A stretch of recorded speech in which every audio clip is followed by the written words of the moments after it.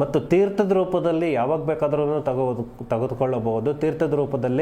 ತೀರ್ಥದಲ್ಲಿ ಇದ್ದಂತಹ ಪತ್ರೆಗಳನ್ನು ಮತ್ತು ದೇವಸ್ಥಾನದಲ್ಲಿ ದೇವರ ಗರ್ಭಗುಡಿನಲ್ಲಿ ಇಟ್ಟಂತಹ ದೇವರ ಫೋಟೋಗಳಿಗೆ ಇಟ್ಟಂತಹ ತುಳಸಿಯನ್ನು ನಮಸ್ಕಾರ ಮಾಡಿಕೊಂಡು ಯಾವಾಗ ಬೇಕಾದರೂ ಮಾಡ್ಬೋದು.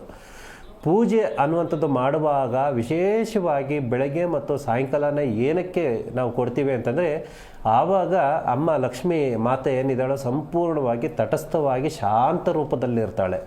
ಆವಾಗ ನಾವು ಏನೇ ಕೋರ್ಕೊಂಡ್ರೂ ಕೂಡ ನಮಗೆ ಲಭಿಸುತ್ತೆ ಅನ್ನುವಂಥದ್ರ ವಿಶೇಷವಾಗಿ ನಾವೇನು ಮಾಡ್ತೀವಿ ಅಂತಂದರೆ, ಗೋಧಳಿ ಮುಹೂರ್ತದಲ್ಲೂ ಮತ್ತು ಆಜ್ಞಾ ಬೆಳಗಿನ ಜಾವದಲ್ಲಿ ಪೂಜೆ ಅನ್ನುವಂಥದ್ದು ಮಾಡಿದಾಗ ನಮ್ಮ ಆಜ್ಞಾ ಅನ್ನುವಂಥದ್ದು ಏನಿದೆಯೋ ನಮಗೆ ಸಂಪೂರ್ಣವಾಗಿ ಲಭಿಸುತ್ತೆ ಅನ್ನುವಂಥದ್ದು ಮುಖಾಂತರದಿಂದ ನಾವು ಬೆಳಗಿನ ಜಾವ ಮತ್ತು ಸಾಯಂಕಾಲ ಸಮಯದಲ್ಲಿ ಲಕ್ಷ್ಮೀ ಪೂಜೆಯನ್ನು ಪೂಜೆ ಮಾಡ್ತೀವಿ.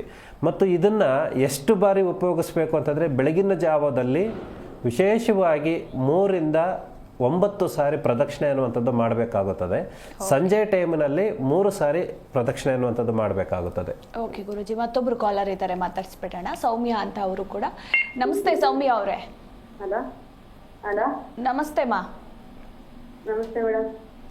ಹೇಳಿ, ಎಲ್ಲಿಂದ ಕರೆ ಮಾಡಿದ್ದೀರಾ? ಯಾರ ಬಗ್ಗೆ ಕೇಳಬೇಕಿತ್ತು? ನಾವು ತುಮಕೂರು ಜಿಲ್ಲೆ ಕೊಡಕೆರೆಯಿಂದ ಫೋನ್ ಮಾಡ್ತಾ ಇದೀನಿ ಮೇಡಮ್. ಯಾರ ಬಗ್ಗೆ ಕೇಳಬೇಕಿತ್ತು? ನನ್ನ ಬಗ್ಗೆನೇ ಕೇಳಬೇಕಾಯ್ತು ಮೇಡಮ್.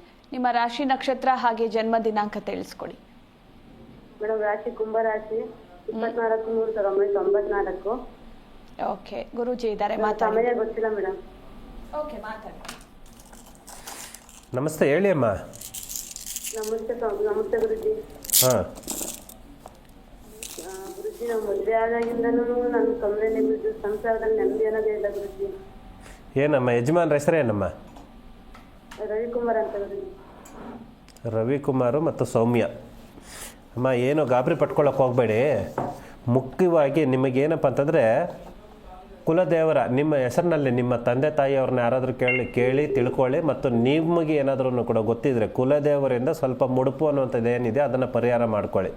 ಮುಖ್ಯವಾಗಿ ಏನು ನಿಮ್ಮ ಕೈಲಾದಷ್ಟು ಸಮಸ್ಯೆಗಳು ಎಷ್ಟೇ ಇರ್ಬೋದು, ನಿಮಗೆ ಹಣಕಾಸಿನಲ್ಲಿ ಸಮಸ್ಯೆ ಇರ್ಬೋದು, ಗಂಡ ಹೆಂಡತಿರಲ್ಲಿ ಸಮಸ್ಯೆಗಳು ಇರ್ಬೋದು, ಸಾಧ್ಯವಾದಷ್ಟು ನೀವು ನಿಮಗೆ ನಿಮ್ಮ ಶಕ್ತಿ ಅನುಸಾರ ಬೆಲ್ಲ ಮತ್ತು ಅಕ್ಕಿಯನ್ನು ಸಾಧ್ಯವಾದ ಎಷ್ಟು ದಿನಗಳು ಸಾಧ್ಯನೋ ಅಷ್ಟು ದಿನ, ಅಂದರೆ 1 ಬೊಗಸೆ ಆದರೂ ಸರಿನೇ ಬೆಲ್ಲ ಮತ್ತು ಅಕ್ಕಿಯನ್ನು ದಾನದ ರೂಪದಲ್ಲೇ ಆಗಲಿ ಕೊಡಿ. ನೀವು ಯಾರಿಗಾದ್ರೂ ಪ್ರತಿದಿನ ಕೊಟ್ಕೊಂಡು ಬನ್ನಿ.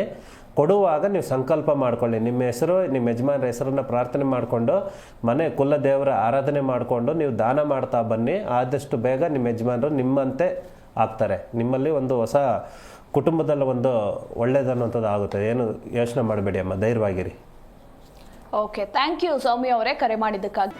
ಜಿ ಕನ್ನಡ ನ್ಯೂಸ್ ಈಗ ನಿಮ್ಮ ಮನೆಯಲ್ಲೇ ನೋಡಿ. ಎಲ್ಲ ಕೇಬಲ್ಗಳಲ್ಲಿ ಈಗ ಲಭ್ಯ.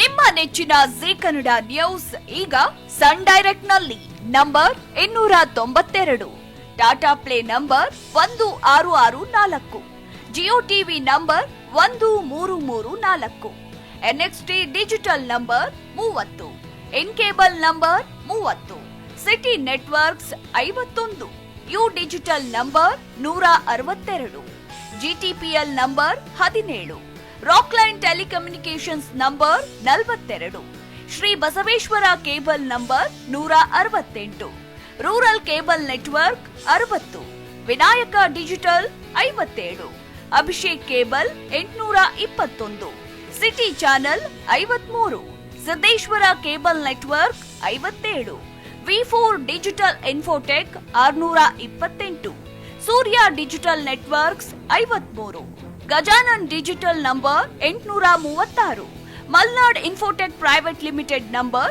56, Metrocast number 830, victory digital number 167ರಲ್ಲಿ ನೋಡಿ ಆನಂದಿಸಿ.